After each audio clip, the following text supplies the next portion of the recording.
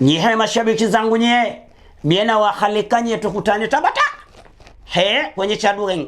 Tunapenda kudumbuiza badala 30 sote kwa pamoja. Twende tukaenjoy, twende tukafurahi nye. Mbona la hasana? Ya mashabiki zangu wa Bongo Movie nadhani Mpemba mmemsikia wewe watu. Ya kwanza nashukuru sana. Na niseme nichukue fursa hii ya kwanza kuwashukuru mashabiki. Maana nilikuwa sijataarifu kwamba movie yetu ya Mpemba kwamba tumefikia kikomo, ila kwa hivi sasa movie yetu bwana tumefikia final na tupo kwenye maandalizi ya kuleta kazi nyingine. Kwa hiyo mimi nashukuru mashabiki zangu kwa support yenu ambao wameionyesha kwangu, na naomba muendelee kufuatilia akaunti yangu na mkae mkao wa kura kwa kusubiria kazi nyingine ambayo sasa hivi tunaipike kwa jikoni. Kwa hiyo utapokuwa tuko tayari muda kuileta tutafahamisha. Ni kipi ni changamoto zipi pengine ulikutana nazo wakati unatengeneza filamu, kwa sababu ulikuwa na watu wengi sana? Changamoto ni nyingi ambazo nimekutana nazo. Kwanza nilikutana changamoto katika upande wa director, sio kama namzungumzia vibaya. Kama mashabiki wangu walivyoiona movie ya Mpemba ilikuwa inaleta picha tofauti, vipande vingine ilikuwa maneno hayasikiki vizuri, lakini kala ya picha wakati mwingine ilikuwa sio mzuri, lakini vipande vingine ilikuwa mnapata picha mzuri. Kwa hiyo hizo ni moja ya changamoto. Nimekaa chini, nimejifunza na nimejua wapi tumekosea. Tumefanya maboresho ya kutosha. Kwa hiyo niseme kwamba tamthilia yetu inakuja itakuwa ina muonekano mzuri kwa sababu tumejifunza kulingana na changamoto tulizozipata kupitia movie ya Mpemba. Kwa hiyo kuna mpango mwingine wa kuendeleza kuja na series nyingine, mtu anaweza mshabiki anaweza kafahamu sasa ile pengine itakuja ni series itakuwa inaitwaje na ina nini ndani yake? Series hiyo ni siri kwa sababu unajua ni surprise kwa mashabiki, kwa sababu series zinazokuja ni surprise kwa mashabiki, ila tunakuja. Okay. Na ni kitu gani unakikumbuka kilikuwa ni kizuri wakati mnashuti kwa series ya Mpemba, yani ambacho kinakupa raha kila unapokumbuka? Kwanza kitu ambacho kinanipa raha na kila nikikumbuka na enjoy na fly, lakini pia natamani pia kupenda kuirudia kuiangalia Mpemba mara kwa mara. Nakumbuka sana pale Mpemba ambapo walikuwa amekuwa na beef sana na Mzee Zungwa. Kwa hiyo kile kitu ambacho nilikuwa nakipenda sana kwa sababu Mpemba alikuwa anaonekana kama ni mtu wa fujo sana katika familia Mzee Zungwa Zumao. Na wewe uliweza kushirikisha watu wakubwa, yani vichwa vya kubwa katika filamu hii. Hii uwezo uliweza vipi kuwakutanisha wazee ambao ni maarufu sana, ambapo mtu kile mmoja akiwaona anasema mzee na huyu yupo kwenye Mpemba? Iliweza vipi, na unaweza kutajia hata list ya wazee hao ambao walishiriki katika filamu yako au watu tu maarufu? Kwanza nashukuru, kwanza ni connection. Na nashukuru, unajua katika maisha sanaa sote ni ndugu, sote ni familia. Wale wazee sio kitu rahisi kuwafikia. Au wale watu maarufu kama vile wastani walikuwa na Ngadu, mlikuwa na Ima, palikuwa na Kijiko, palikuwa na Cheusi, Nyau, lakini palikuwa na Mzee Zungwa, Mzee Kama, Mzee Chaku. Unaona, na wengine wengi ambao walikuwemo mle washiriki ambao wanaonekana. Kwa hiyo kitu ambacho mimi nilikifanya, nilijaribu kufanya connection na kuzungumza nao vizuri, kujieleza. Nashukuru wao kanielewa, nikaweza kufanya nao kazi, kwa sababu katika kazi ni kitu kikubwa ni wewe mwenyewe ukoje. Unapoenda kwa mtu kumomba msaada, uende kanae chini kuzungumza naye, basi kila kitu kinakaa sawa kiukweli yani. Mimi nasema kubwa ndio hilo. Siwezi kusema kwamba labda niliwapa pesa sana, si nini, hamna. Walikuja kunisupport kijana. Lakini hadi wenyewe wanaondoka walikuwa na malalamiko yoyote kutoka kwako, pengine fedha mliokubaliana mjalipana, ni kuna malalamiko yote? Kwanza nashukuru Mungu katika ile project yote hamna mtu yoyote ambaye ametoka pale akiwa na malalamiko kwamba ananidai.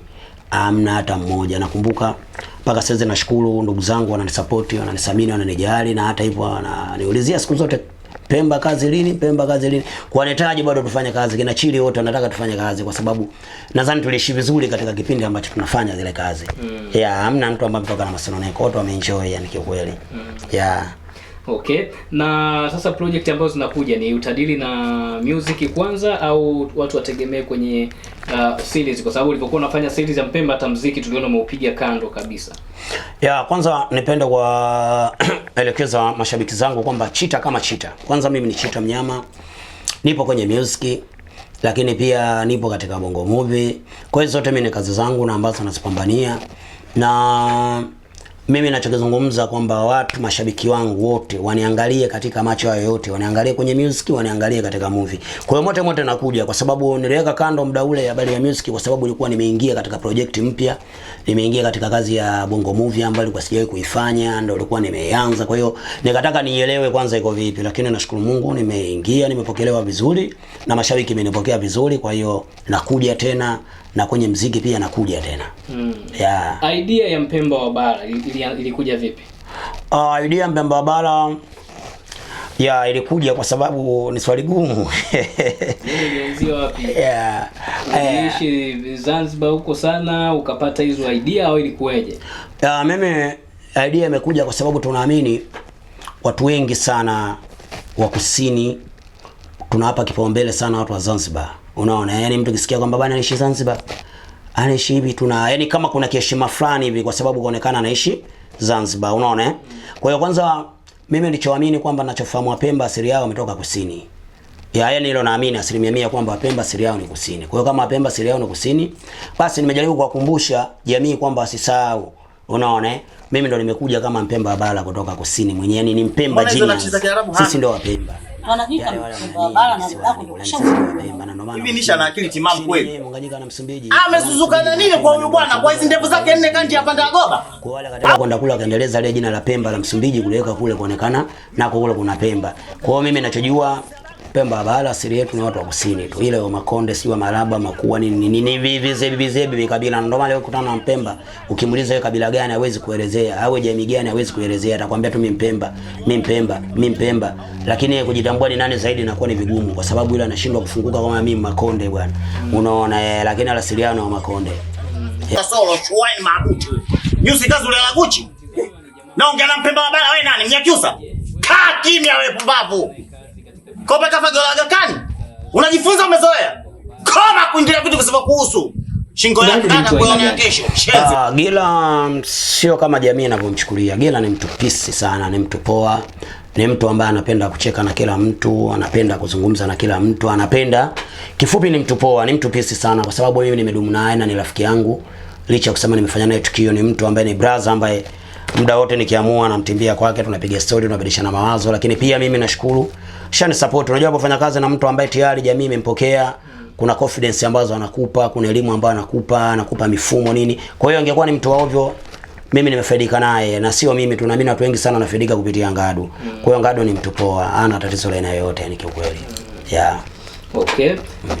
Kuna changamoto ambazo zimekuwa zinatokea, series nyingi ambazo zinatokea. Tumeona series za watu wengine kama kina Love Me Bossy kwamba wanalalamika wengine vifaa production mark kiibiwa, kazi zinasimama. Wewe umejipanga vipi sasa katika series yako ambayo inakuja? Brother, kama nilivyotoka kuzungumza awali kwamba movie yangu ya kwanza iliyoanza Mpemba wa Bara nakutana changamoto nyingi. Sasa zile changamoto, unajua changamoto ni sehemu ya kujifunza. Mimi nimejifunza. Mimi ninachoahidi mashabiki kwamba nimejipanga na najua nini ninachoenda kukifanya na mashabiki wanataka nini. Mashabiki siku zote wanataka kitu kizuri. Kwa hiyo mimi nakuja na kazi nzuri ambayo naamini, unaona, nimeongeza ufanisi, nimeongeza ma producer, nimeongeza ma director, nimeongeza wasanii wenye uwezo, nimeongeza kila aina ya vitu ambavyo vinatakiwa katika sanaa ili hadi mashabiki wangu waweze kupata kitu kizuri. Kwa hiyo nawaahidi wakae wasubirie kazi nzuri. Mtu papala hata macha mezini. Ndio ninakwambiaje, yani hapa ndio nishameza na nishajishindilia. Halafu nyie mtoto ishalegea kwa ajili ya Mpemba mwaletea zongo. La nini akasi gani nyie? Sasa hivi umeachia video yako ya Sara. Nini unaweza kuwaambia mashabiki? Ni kwamba tutaendelea kupata tungo zenye message ambazo zinagusa maisha yetu ya kila siku, au utakuja na staili nyingine ya kupari zaidi, labda watu kule club kucheza tu, hamna ujumbe? Ujumbe ndio kila kitu kwa sababu ujumbe ndio ufunguo wa maisha na ujumbe ndio kitu ambacho kinatufanya watu kufahamu, kutambua na namna gani tuishi au nini tukifanye. Unaona, kwa hiyo mimi siku zote nitaendelea kupeleka ujumbe katika jamii kwa sababu ndio maana msanii anatakiwa apeleke ujumbe katika jamii. Unaona, kwa hiyo mimi nasema mashabiki zangu wakae mkao wa kula, kwanza waipokee kazi yangu ya Sara. Tumeachia video karibuni, unaona, na wao ndo tumewaishia hii zawadi kwao. Wana video waifuatilie, waipokee, waingie kwenye akaunti zangu, wafanye vile ninavyotakiwa, kushare, kulike, kusubscribe na vitu vingine. Unaandika jina hilo la Chita. Waandike Chita Mnyama, atakuta double account pale.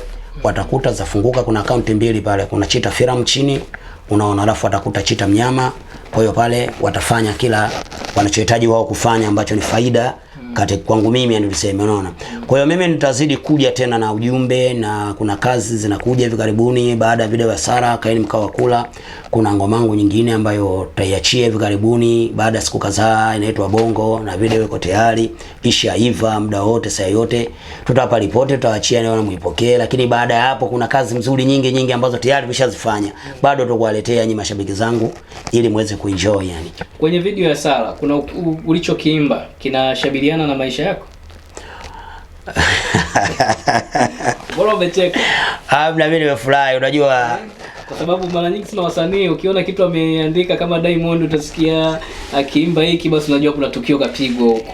Je, wewe katika wimbo wa Sara, kwa sababu tumeona ni mtu ambaye alikimbiwa na mpenzi wake lakini baadaye mambo yakawa mazuri, je, kuna ukweli kama maisha yako yanahusiana na Sara? Mimi aliseme kwamba kuna mtu wangu wa karibu ambaye yeye ni rafiki yangu mkubwa sana, kile kitendo ambacho kimemtokea, lakini naweza kuzungumza hata mimi kimeweza kunikuta au kinaweza kanikuta. Kwa sababu gani?